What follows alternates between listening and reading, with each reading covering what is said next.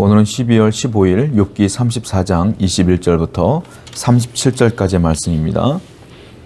엘리후는 계속해서 욥을 권면한다고 하지만 그 권면의 내용을 볼 때 굉장히 많은 비난을 하고 있음을 우리는 알 수가 있죠.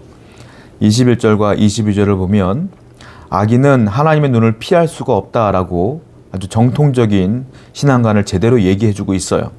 21절입니다. 그는 사람의 길을 주목하시며 사람의 모든 걸음을 감찰하시나니 행악자는 숨을 만한 흑암이나 사망의 그늘이 없느니라. 이게 숨을 수 없다. 악인들은 피할 수 없다. 라고 말하는 거예요. 그러면서 이 말씀에는 어떤 의미가 있냐면 욥 너도 큰 재앙을 당하고 있는 걸 보니 악인이 분명하구나 라고 단정 지은 겁니다. 그리고 또 이 속뜻은 무슨 뜻이냐면 하나님을 피할 수 없는 것처럼 내가 또한 이 친구들이 너가 악인인 걸 이제 알았어. 그 말은 무슨 말이에요? 내 눈도 피할 수 없어 이 말이에요. 거의 하나님과 동등함을 취해요. 너는 분명히 악인이야. 겉으로 볼 때 넌 악인이 아니라고 말하고 사람들한테는 의인이라고 평가받지만 속일 수 없어 하나님을. 그와 마찬가지로 우리의 눈도 속일 수 없다라고 말하는 거예요. 그러니까 이 욥을 악인이라고 죄인이라고 판단하는 근거가 뭐냐면 완전히 망했거든요. 자녀를 잃었고 집을 잃었고 그리고 병이 걸렸고 이런 상황을 딱 보니까 너는 선인이 아니었어. 너는 악인이었어. 라고 딱 단정을 짓는 거예요. 여러분 우리가 조심해야 될 게 있습니다. 사람들에게 벌어진 그 사건을 통하여 그 사람이 선인지 악인인지를 우리가 미리 단정 짓는 것이 참 문제라는 거예요. 그것은 하나님께서 반드시 악인에게 벌을 주는 게 아니에요. 악인에게 사업이 망하게 하는 게 아니에요. 반드시 선인임에도 불구하고 하나님의 의인임에도 불구하고 사업이 안 될 수도 있고요. 병이 걸릴 수도 있어요. 성도님들 가운데 질병이 걸려보지 않은 사람이 누가 있어요.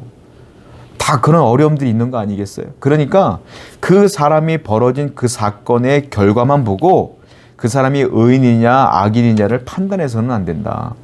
그 판단은 누가 하는 거예요? 하나님이 하시는 것이고 우리는 동료가 성도가 아픔을 당하면 위로해주고 기도해주고 또한 권면이 필요하면 하나님 말씀을 증거해주고 이 정도까지만 우리가 해야 될 것이지 판단하고 정죄해서 그들을 막 끌고 오고 회개시키고 내가 강제로 그렇게 말한다고 해서 사람이 변하는 거 아니에요. 하나님이 그 마음에 역사해야 되는 거 아니겠습니까? 그러니까 이와 같은 오류를 보면서는 안 된다. 지금 엘리후는 욥에게 벌어진 그 상황을 통해서 완전히 악인이라고 단정 짓고 있다라는 거죠.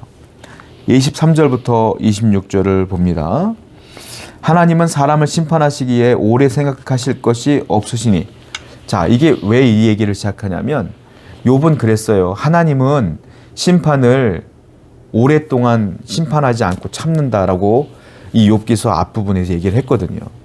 그러니까 엘리후가 듣다가 욥이 생각과 내 생각은 반대라는 걸 얘기하고 주고 싶은 거예요. 그래서 하나님은 심판을 빨리 하신다라고 딱 던져버리는 겁니다. 너는 악인이기 때문에 나는 의인이기 때문에 네 생각과는 무조건 반대야. 이 생각이 있는 거예요. 그래서 하나님이 악인을 빨리 심판하는지 늦게 심판하는지는 몰라요. 악인을 빨리 심판하는 것도 악인을 늦게 심판하는 것도 하나님 마음이지 우리는 몰라. 그러니까 욥이 주장한 것도 또한 엘리후가 주장한 것도 맞을 수도 있고 안 맞을 수도 있는 거예요. 근데 엘리후가 지금 이렇게 주장하고 있는 것은 뭐냐면 그냥 욥이 말한 것에 반대에 쓰고 싶은 거야. 그냥 너는 악인이니까 나는 선인이니까 나는 의인이니까 난 이쪽에 쓸 거야 라고 반대로 얘기하는 거예요. 그리고 욥을 권면한다고 얘기하는 거 아니겠어요? 여러분 진짜 권면할 때는 그 사람의 회복과 하나님의 영광을 위해 하는 거예요. 그런데 지금 엘리후 같은 경우는 그냥 욥이 죄인이기 때문에 나는 그냥 그 반대에 설 거야 라는 거예요. 한마디로 말해서 저 욥보다 내가 더 인정받고 싶은 인정의 욕구가 강해. 내가 의인이라는 인정의 욕구가 강한 거예요. 또 하나 그 욥을 내가 이기려고 하는 마음이 강해. 엘리후가 말로써 그 마음이 강하니까 무조건 반대로 가는 거예요. 또 욥보다는 내가 더 의인이지라는 우월감이 있어. 그러니까 반대로 가는 거예요. 권면은 인정감, 우월감, 이기려는 마음, 이걸로 하는 게 아니잖아요. 누구하고 얘기할 때 그 사람이 내가 권면을 했는데 반대된 얘기를 한다고 해서 화가 나갖고 내가 그 사람보다 이겨야지, 내가 더 의인인데 라는 생각으로 막 얘기하기 시작하는 건 아니잖아요. 지금 엘리후가 그런 상황인 거예요. 쉽게 말하면 지금 잘못된 권면을 하고 있다라는 거죠. 또 31절과 33절을 봅니다.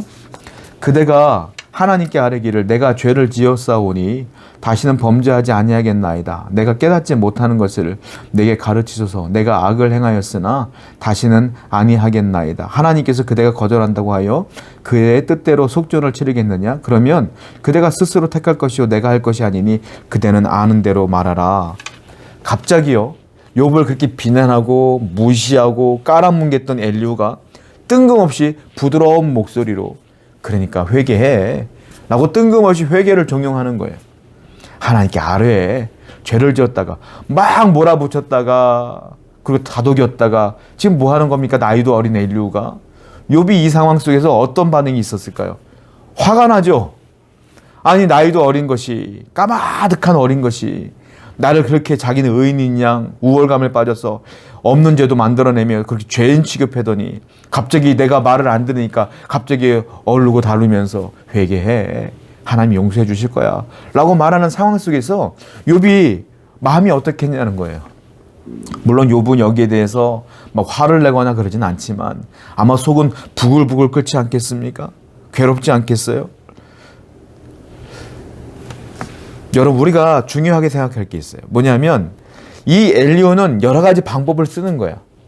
얼르고 달래고 화도 냈다가 비난도 했다가. 근데 욥이 꿈쩍도 안 해요. 왜? 지금 욥과는 상관없는 얘기를 하고 있으니까. 만약에 진정한 권면이라면 이렇게 얘기했을 때 그가 눈물을 흘리며 그래 내가 잘못했지라고 하나님의 은혜 가운데 끌려 나오고 그가 스스로 고백하며 죄를 회개해야 될 겁니다. 근데 욥이 그렇지 않으니까 지금 엘리후가 말하다가 지치는 거야. 내가 말해도 소용없네? 라고 자기 스스로 괴로워지는 거야. 그러니까 어떻게든 이 문제를 해결하기 위해서 내가 이겼다, 내가 해냈다라는 것을 밝히기 위해서 어르고 다르고 회개해. 그리고 소리 질렀다가 분노도 했다가 다 해보는데 안 되는 거죠. 여러분, 사람이 변화되는 건 여러분의 똑똑한 머리로 나오는 화려한 언변이 아닙니다. 내가 말을 잘해서 그 사람이 변화되는 게 아니에요. 하나님의 말씀이 성령님을 통하여 그 안으로 들어가 성령님께서 그 영혼을 만지실 때에 그가 변화되는 거예요. 그러니까 우리에게 필요한 게 뭐냐? 화려한 언변으로 그를 격려하고 그를 돌본다는 명목으로 그를 권면하는 게 아니라 그를 위하여 눈물로 기도해야 되는 거예요. 그리할 때 성령께서 그 안에서 역사하는 거 아니겠습니까? 사람의 말보다 앞서야 되는 게 뭐예요? 기도예요.